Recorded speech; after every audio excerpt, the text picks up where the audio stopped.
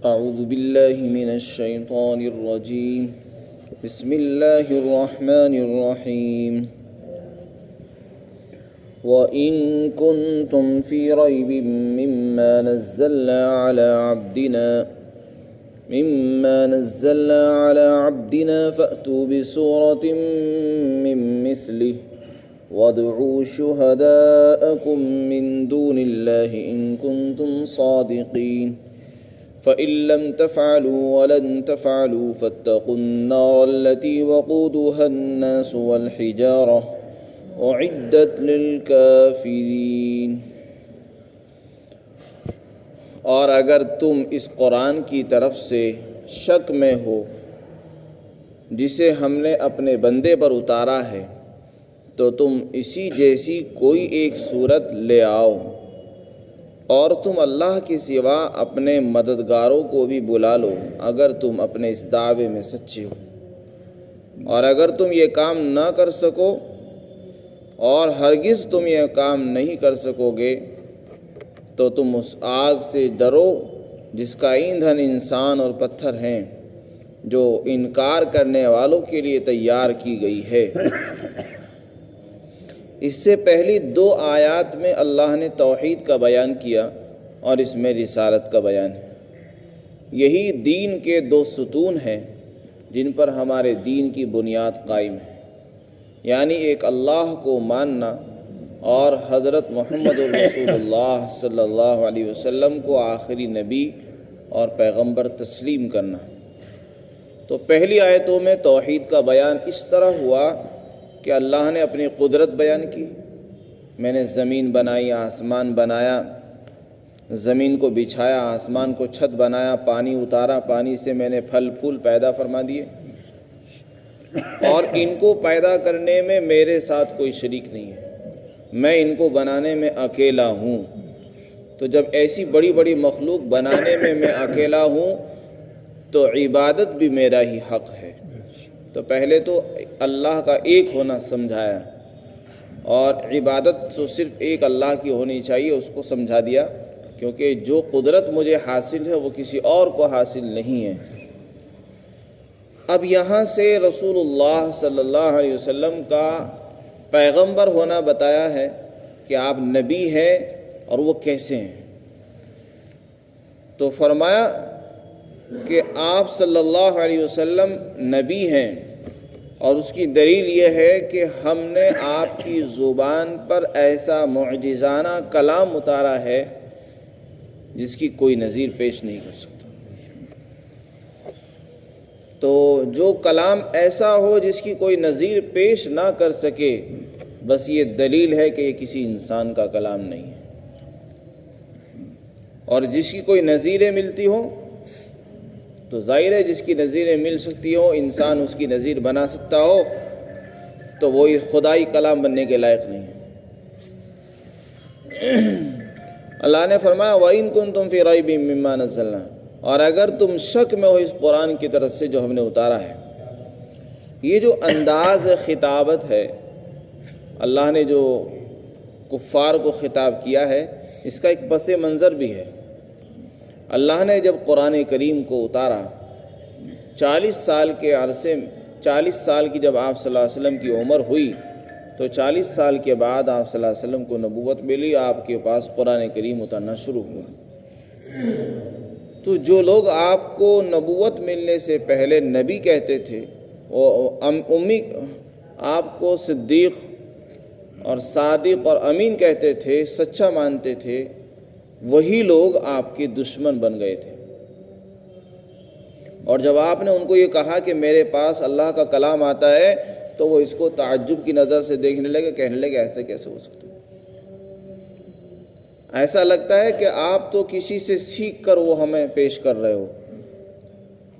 تو کسی نے کچھ کہا آپ کو، کسی نے کہا آپ جادوگر ہیں، کسی نے کہا آپ شاعر ہیں، کسی نے کہا کہ فلاں رومی آدمی ہے، روم کا فلاں غلام ہے، اس سے آپ یہ سیکھ لیتے ہو۔ کسی نے کہا کہ آپ وہاں گئے تھے فلاں کے پاس اور آپ نے جو ہے ان سے یہ زبان سیکھ لی ہے، اس لیے آپ اس طرح کی باتیں کر رہے ہو۔ تو مختلف باتیں لوگوں کی طرف سے آئی، جس کی وجہ سے انہوں نے قرآن کا انکار کیا۔ اور قرآن کے انکار کرنے میں نبی کا انکار بھی شامل تھا۔ تو اللہ نے ان کو چیلنج دیا ہے، فرمایا کہ جو لوگ قرآن کا انکار کر رہے ہیں اور قرآن کا انکار کرنے کے پیچھے ان کا مقصد نبی کا انکار کرنا ہے، ان کو ہم چیلنج دے رہے ہیں، کھلا چیلنج ہے۔ فرمایا جو قرآن ہم نے حضرت محمد صلی اللہ علیہ وسلم پر اتارا ہے اور تمہارا خیال یہ ہے کہ انہوں نے وہ خود بنایا ہے یا کسی سے سیکھ کر پیش کر دیا ہے کلام، تو فرمایا وہ انسان ہے۔ جب تمہارے خیال میں کہ انسان ایسا کلام پیش کر سکتا ہے تو تم بھی لے آؤ، تم بھی تو انسان ہو، ایسا کلام پیش کر کے دکھاؤ، اور ہم تمہیں سہولت دیتے ہیں، اگر تم پورا قرآن پیش نہیں کر سکتے تو 10 صورتیں لے آؤ۔ فَأْتُوا بِعَشْرِ سُوَرٍ، 10 صورتیں پیش کر دو۔ 10 نہیں لا سکتے تو کوئی ایک چھوٹی سی آیت ہی لے آؤ۔ سورت کہتے ہیں قرآن کا کوئی حصہ، ٹکڑا جو دوسرے حصے سے الگ ہو۔ قرآن نے کہا کہ اگر سورت بھی نہیں لا سکتے تو ایک آیت لے آؤ۔ تو اس کا مطلب یہ تھا کہ جب تمہارا یہ دعویٰ ہے کہ انسان ایسا کلام بنا سکتا ہے تو بنا کے تو دکھاؤ۔ انسان کے بنانے کا مطلب تو یہ ہے کہ اس کی نظیر اور بھی ملنی چاہیے۔ پھر اللہ نے یہ سہولت دے دی کہ اگر تم اکیلے اس کام کو انجام نہیں دے سکتے تو پھر دنیا بھر کے حاضرین، دنیا کے لوگوں اور مددگاروں کو بھی بلا لو، جس کو بلانا چاہتے ان کو بلا کر یہ کلام تیار کراؤ۔ تاریخ گواہ ہے کہ اس زمانے سے لے کر آج تک اور قیامت تک انشاءاللہ نہ کوئی آگے بڑھا ہے اور نہ بڑھے گا، سب لوگ پیچھے ہٹ گئے۔ تو یہ قرآن کریم کا اعجاز ہے، یہ قرآن اللہ کا کلام ہے جو یہ بتا رہا ہے کہ میری کوئی نظیر نہیں ہے۔ ورنہ حقیقت یہ ہے کہ انسان جو کلام پیش کرتا ہے اس کی نظیریں مل جاتی ہیں۔ یہ چونکہ انسان کا کلام نہیں، اللہ کا کلام ہے۔ اب اگر کوئی آدمی یہ کہنے لگے کہ جی ایک آدمی کا کلام دوسرے آدمی کے کلام کے ساتھ تو میل نہیں کھا سکتا، ایک کا کلام دوسرے کے کلام جیسا کیسے ہو سکتا، اور یہ تو کبھی بھی نہیں ہو سکتا ہے، تو پھر یہ چیلنج کیسے صحیح ہے؟ تو اس کا جواب یہ ہے کہ اگر ایک آدمی کا کلام دوسرے آدمی کے کلام کے برابر نہیں ہو سکتا، اور یہ بات صحیح ہو بھی نہیں سکتا ہے، دونوں کے کلام میں بہت فرق ہوتا ہے، لیکن آپ یہ تو دیکھیے کہ وہ دونوں انسان ہیں، ایک خدا اور ایک مخلوق نہیں ہے۔ ان میں سے ایک خدا ہو اور دوسرا مخلوق ہو، ایسا نہیں ہے، وہ دونوں انسان ہیں۔ جب انسان کے کلام میں فرق ہو سکتا ہے تو خالق اور مخلوق کے کلام میں فرق کیوں نہیں ہوگا؟ تو یہ تو اللہ کا کلام ہے۔ اللہ کے کلام ہونے کا مطلب یہ کہ جس ذات کی زبان پر یہ جاری ہوا ہے انہوں نے کبھی لکھنا پڑھنا نہیں سیکھا۔ حضرات علماء اکرام نے اس قرآن کریم کے متعلق فرمایا کہ یہ قرآن آپ صلی اللہ علیہ وسلم کا زندہ معجزہ ہے اور قیامت تک رہے گا، اور اس کا معجزہ ہونے کا مطلب یہ ہے کہ اس سے لوگ عاجز ہیں، ایسا کلام پیش کرنے سے عاجز ہیں، اور عاجز ہونے کی وجہ یہ لکھی ہے۔ ویسے تو 10 وجوہات لکھی ہیں کہ فلاں اعتبار سے، بلاغت کے اعتبار سے بھی یہ عاجز کر دینے والا ہے، اور یہ پچھلی قوموں کے واقعات، تاریخی روایات کو یہ نقل کرتا ہے، اور ایسے قوموں کے قصے نقل کرتا ہے جو عرب کے لوگ بھی نہیں جانتے تھے۔ اسی طرح لکھا ہے کہ اللہ کے رسول 40 سال تک وہاں رہے، کسی نے آپ پر کوئی الزام نہیں لگایا، سب آپ کو صادق اور امین کا لقب دیا کرتے تھے کہ آپ سچے اور امانت دار۔ 40 سال تک لوگوں نے آپ کے اخلاق کو دیکھا، پرکھا، آپ کے ساتھ معاملات کیے، آپ کو لوگوں نے فیصل بھی بنایا کسی معاملے میں جب جھگڑا ہوا۔ تو ایسا انسان جس پر سب لوگ اس کے اخلاق کے اوپر بھی متفق تھے، اس کی عادت کو جانتے تھے، اس نے کبھی کوئی غلط کام نہیں کیا ہے، کوئی اس کی حرکت ایسی نہیں ہے جو لوگوں کو اعتراض کرنے پر آمادہ کرتی ہو، تو 40 سال کے بعد جس دن سے انہوں نے نبوت کا دعویٰ کیا، آخر اسی دن کیوں اعتراض پیش آیا لوگوں کو؟ حضرات علماء نے لکھا ہے کہ جس علاقے کے اندر اللہ نے قرآن اتارا ہے وہ علاقہ دنیا سے کٹا ہوا ہے، اس کے علاوہ ملک شام ایک ترقی یافتہ ملک تھا، اس زمانے میں بھی رومیوں کی سلطنت تھی اور قیصر وہاں پر تھا، اور یہ عرب کا علاقہ بالکل پہاڑوں سے گھرا ہوا، غیر آباد علاقہ، غیر ترقی یافتہ علاقہ۔ یہاں کے لوگ بھی اکثر لکھنا پڑھنا نہیں جانتے تھے، امی تھے، بہت تھوڑے سے لوگ تھے جو پڑھنا لکھنا جانتے تھے، اور یہاں کا علاقہ کوئی ایسا علاقہ نہیں کہ یہاں کچھ کاروبار ہوتے ہوں، سامان بنتے ہوں، فیکٹریاں چلتی ہوں، ایسا بھی کچھ نہیں تھا۔ وہاں نہ کھیتیاں ہوتی ہیں، بالکل بنجر علاقہ ہے، پتھریلی زمینیں، نہ تو کھیتیاں ہوتی ہیں نہ بڑی بڑی وہاں فیکٹریاں ہیں اور سامان بنتے تھے جس زمانے میں یہ قرآن اترا ہے۔ تو آخر لوگوں کو رغبت کیسے ہوتی وہاں آنے کی؟ کوئی بھی آدمی یہ کہہ سکتا ہے نا کہ ہو سکتا ہے وہاں لوگ آپ نے کسی اور سے سیکھ لیا ہو، وہاں تو لوگ جانا ہی پسند نہیں کرتے تھے، وہ تو ایسا علاقہ تھا۔ تو ایسے غیر آباد علاقے کے اندر اللہ نے آپ صلی اللہ علیہ وسلم کو مبعوث فرمایا، اور آپ کی بھی خصوصیت یہ ہے کہ آپ بغیر لکھنا پڑھنا نہیں جانتے تھے، امی تھے آپ، پیدائشی طور پر آپ نے کسی سے لکھنا پڑھنا نہیں سیکھا تھا۔ آپ پر ایسا کلام کا جاری ہونا یہ دلیل ہے کہ یہ آپ کا کلام نہیں ہے، ورنہ کوئی بھی کہہ سکتا تھا کہ آپ نے تو فلاں جگہ سے سیکھا ہے، فلاں سے سیکھا ہے، ہو سکتا ہے کہ آپ اپنا کلام پیش کر رہے ہیں۔ تو اس لیے اللہ نے آپ کو کسی سے نہیں سکھوایا۔ فرمایا وَإِن كُنتُمْ فِي رَيْبٍ مِّمَّا نَزَّلْنَا، اور اگر تمہیں شک ہے اس قرآن کے بارے میں جو ہم نے اپنے بندے پر اتارا تو اس جیسا کلام لے آؤ، اس جیسی کوئی صورت لے آؤ۔ صورتیں 114 ہے قرآن میں، بڑی صورت کی ضرورت نہیں، چھوٹی صورت بھی آپ لا سکتے ہیں۔ وَادْعُوا شُهَدَاءَكُمْ، اور اپنے مددگاروں کو بلا لو اللہ کے علاوہ اگر تم اپنے دعوے میں سچے ہو، لیکن آج تک کوئی اس کو پیش نہیں کر سکا۔ تو اس قرآن نے لوگوں کو عاجز کر دیا اور لوگ پیچھے ہٹ گئے، جس سے کیا پتہ چلا کہ یہ اللہ کا کلام ہے، اور جب اللہ کا کلام کسی بندے پر اترے تو یہ دلیل ہے کہ وہ نبی ہے، تو اس سے آپ کی نبوت بھی ثابت ہو گئی اور رسالت بھی ثابت ہو گئی۔ پھر آگے چیلنج فرمایا کہ دیکھو اگر پھر بھی تم سے یہ کام نہ ہو سکے، اور یقیناً نہیں ہو سکتا، تم اس کام کو انجام نہیں دے سکتے چونکہ یہ خدائی چیلنج ہے، تو اللہ نے فرمایا پھر اپنے انجام کی سوچ لو۔ اگر تم قرآن کا انکار کر کے نبوت کا انکار کرو گے تو پھر تمہارا انجام جہنم ہے، اپنے انجام سے خبردار رہو۔ اگر جہنم سے بچنا چاہتے ہو تو اس کو مان لو، نہیں مانو گے تو پھر انجام کے لیے تیار ہو جاؤ۔ تمہارا انجام جہنم ہے جس کا ایندھن انسان اور پتھر ہونے والے ہیں۔ انسانوں کو اس میں ڈالا جائے گا جو انکار کرنے والے ہیں، اور پتھروں کو یعنی جن کی وہ پوجا کرتے تھے ان مورتیوں کو اس میں ڈال دیا جائے گا۔ اللہ فرماتے ہیں یہ کافروں کے لیے ہی تیار کی گئی جہنم ہے۔ تو قرآن کریم کا یہ جو چیلنج ہے یہاں بھی ہے، اور دوسری آیتوں کے اندر بھی قرآن کا چیلنج موجود ہے۔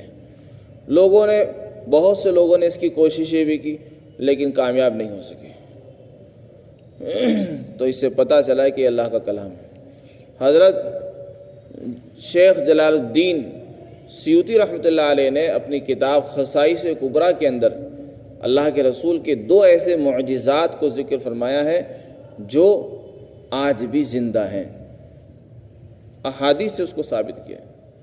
حضرات علماء نے لکھا ہے کہ ہر نبی کے ساتھ معجزات پیش آتے تھے، لیکن ان کی نبی کے جاتے ہی وہ معجزات بھی ختم ہو جاتے تھے۔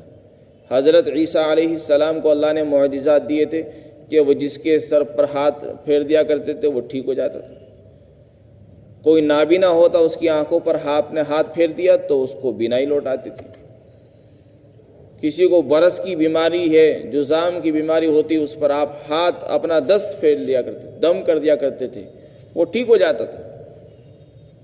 حضرت موسیٰ علیہ السلام کو اللہ نے جو ہے معجزہ عطا فرمایا، ید بیضاء والا ہے اور عصائے موسیٰ کا تھا، لیکن وہ آپ کے جاتے ہی رخصت ہو گیا۔ حضور صلی اللہ علیہ وسلم کو بھی اللہ نے جو معجزات دیے وہ تو بے شمار ہیں، لیکن قرآن کریم ایک ایسا معجزہ ہے جو آپ کا سب سے بڑا معجزہ ہے، اور آپ کے زمانے میں بھی موجود تھا، آپ کے بعد آج بھی موجود ہے، اور جو چیلنج حضور کے زمانے میں تھا وہ چیلنج آج بھی اور قیامت تک رہے گا۔ تو ایک تو یہ ہے، جیسے اس زمانے میں لوگ اس کی نظیر پیش نہیں کر سکے، آج بھی بڑے بڑے فلسفی ماہرین موجود ہیں اور وہ اس کی نظیر پیش کرنے سے قاصر ہیں، اور حضرت تھانوی نے تو اس پر مستقل کتاب لکھی جنہوں نے اسلام کی صداقت پر گواہیاں دی ہیں۔ اور اسی طرح دوسرا معجزہ شیخ جلال الدین سیوطی رحمۃ اللہ علیہ نے لکھا ہے، وہ ہے جمرات کے میدان کی کنکریاں۔ مینا کے میدان میں ہر سال حاجی جمع ہوتے ہیں اور 3 دن تک رمی کرتے ہیں، یعنی کنکر مارتے ہیں جمرات کو۔ 3 جمروں کی رمی کرتے ہیں، کنکریاں مارتے ہیں، اور ہر شیطان یعنی جمرے کو 7 کنکریاں مارتے ہیں۔